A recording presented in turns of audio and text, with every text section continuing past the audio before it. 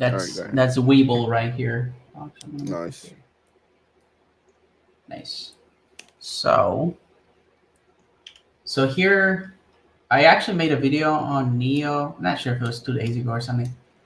It might have been where I talked about you know this line right here, how we have been dropping, and this was actually yesterday. Let's see, yeah, right here, and you see the price. You see this line is coming all the way from a few, I would say, weeks ago and stuff, since Tesla started dropping and this whole thing started. See how it bounced right at this line? So I was like super excited about that. Um, but I was worried that it would keep dropping. So now we have a different slope on NIO, I believe. So uh, this is the new kind of slope that we're looking at right now, that I'm looking at personally. So, in talks with other investors that are more senior than me, they believe that NIO can drop to 35 and 36, and that would be a good load-in zone. Obviously, NIO dropped from its resistance, which was around 41, and that was a bad thing. So right now, 35, 36 is where it could go. You see this line right here. We could very well drop to around here. Hopefully not. But if it does, then that's a good buying opportunity, or at least to start a position, because you don't want to put your 100% of your position right away, right now, especially in the market that we're in. But so the reason why NIO dropped, it was because of a lot of different things. I think we talked about them here, but I believe they had a negative 15% per share loss in. Actually, it's showing on my things here in a Q4, but they actually have been. Um, they have been. What do you say? Their deliveries and their sales having been increasing steadily since, I don't know, 2019. They actually had a 25% increase, somewhere around there, sales in Q4. And in 2020, I think it was a 50% increase from 2019. And then they ended up selling around 40,000 units, which, I think last year or 2019 was around 20 something. So that's huge. They have been going up ever since. So the growth is there.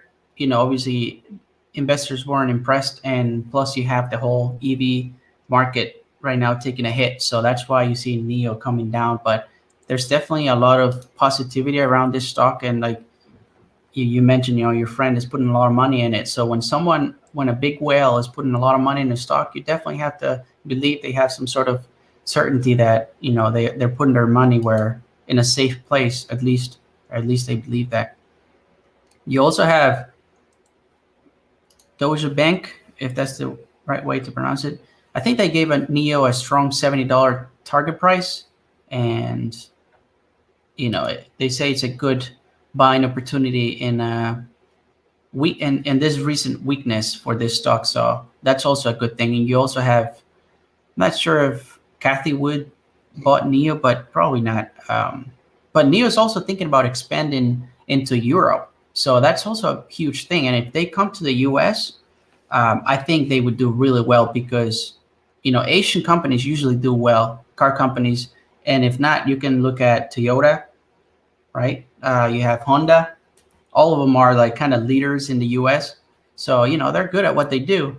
Obviously, they come here and they're going to get a lot of, if they come to the US, they're going to get a lot of competition from Tesla and all the other ones that are coming up, from the US. So uh, definitely a good price right now to start your position. If you haven't bought into NIO, this is, you're lucky. This is a beautiful place to start, I would say. But obviously being careful. If we drop from 35, I don't know what could happen there. We could definitely see low 30s.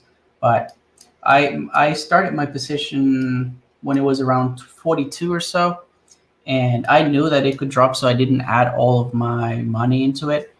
Rather, I said, I'm gonna wait. And yesterday, like, I drew the line here that you see. I was like, if it hits this mark right here, then I'm buying. And that's what I did. I actually bought some right here. I didn't buy all my position because I knew it could bounce off of this line. And actually, that was a beautiful entry right here, but I didn't put all my money into it. So right now, tomorrow, if it drops to 36, 35, hopefully not, then I'm going to add a little more.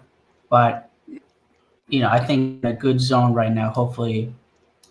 But if the EV market keeps dropping and hits, there's nothing that's going to save this stock for now. It's still going to take hits, I believe, because it's all emotional and whatnot. So if you see Tesla falling, a lot of EV companies are going to fall with it because they see the big giant falling. Yep. And correct me if I'm wrong. That's what I believe. Yeah, it's all emotional. People are like, oh, holy crap, Tesla's falling. I have an EV stock. I'm selling right now. So that's the problem. You see a lot of weak hands selling their shares. But like Warren Buffett said, I think you mentioned it, the money is transferred from impatient people to patient people. So I feel like NIO is a good long hold. I did a couple swings on NIO the past few days from like 44 to 50 and again, and I did it twice. And I thought it was going to be the same thing right now because I was looking at a little channel that was being formed in here. It was definitely dropping. We're definitely in a downtrend. That's, obviously it's easy to say whenever it's happening, but you can see it here too. Like this line is not lying. We're in a downtrend, and I thought we were going to keep going with the little channel we were driving, or at least we were forming here. But then once we fell out of here, it was no longer that. That was no longer the case. You see, we went into oversold territory right here, and I think right now we're in oversold territory at 19 RSI. That's what this is right here, the RSI indicator. So then right here is a good time to buy.